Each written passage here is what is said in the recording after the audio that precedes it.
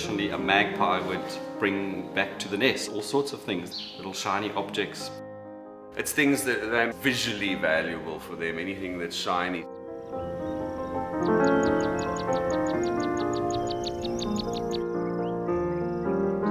In the same vein, we sort of glean things from what we find around us, and obviously, you know, junk lies around, looks terrible, and that there's a certain value to it which is not obvious. Things that people would see as throwaway and trash, we embrace and use to create art.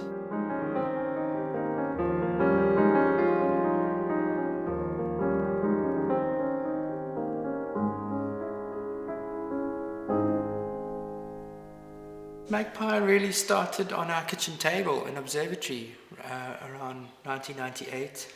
And what it was a little showcase shop in observatory. A 2 by 3 meter store, which was actually an old staircase.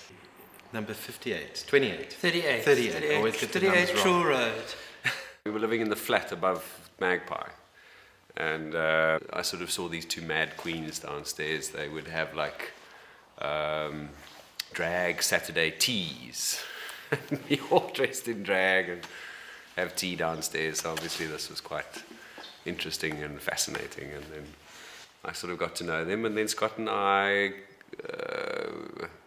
started working together. The four of us, with all of our strengths, we complement each other and make up for each other's weaknesses, and you know, together the mix, the recipe, you know, rises up into what you see as Magpie. One of the big challenges that Magpie faced when we moved out to Barrydale was materials.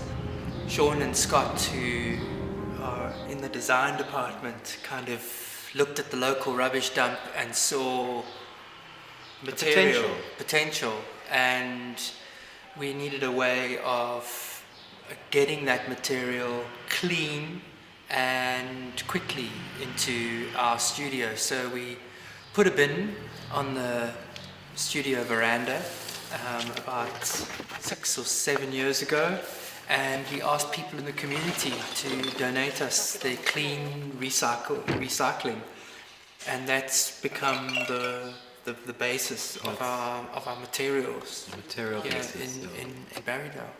These we use, which is your vein canopy. And this is often the state you find them in. And then you give them one wash in a car shampoo and it comes out like you can't believe.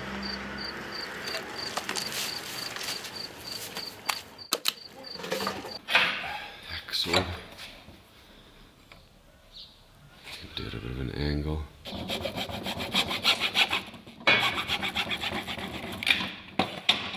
The fascinating part for me about it is the juxtaposition. We use chandeliers. It's a very bourgeois sort of entity, but we build the things out of stuff that we find on the ground. And why not use what you find around you? There's an abundance of it. A pair of scissors, a bit of a tin snip, you know, you can take something which is normally perceived to, you know, be a bottle of wine, and you can change it into a myriad of different things. A chandelier, like you know, a regency, kind of represents kind of like the ultimate in many homeowners' desires. That's what they represent. You know, it's a fantasy. It's a fantasy. Culturally, a chandelier is about illuminating and opulence.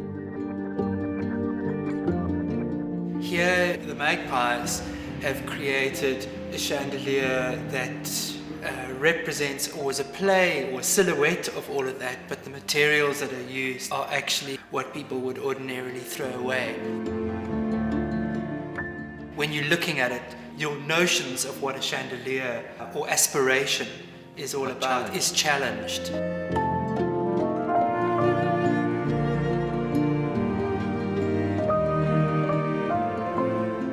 We have two pieces in the White House.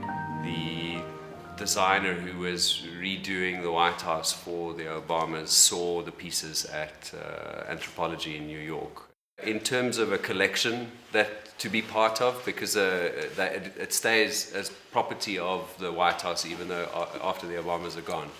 You're forming part of a rather prestigious collection of chandeliers. I mean, we're talking Swarovski, palatial, 26-arm girls that are now in the same collection as our pieces with our Karoo dust and the Roydop piece and things.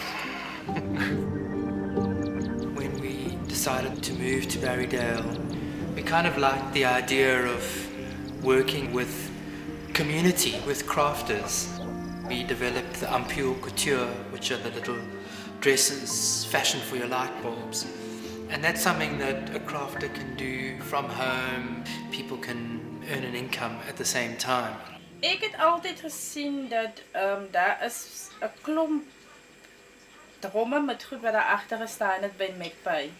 Toe het ek gewonder altyd wat maak die mense met die goed. En toe is Magpie al 'n paar jaar alreeds daar toe ek daar begin werk en hulle self ontmoet. En dit het my verskriklik geïnspireer weer. Vir mense was dit altyd baie snaaks geweest as ek in die vullis dromme krap. En baie mense het altyd verbygery en gewonder wat soek die vrou in die drom? En toe het ek vir hulle gesê, mens kan soveel dinge met 'n bottel of net 'n blikkie. Kan jy soveel dinge maak?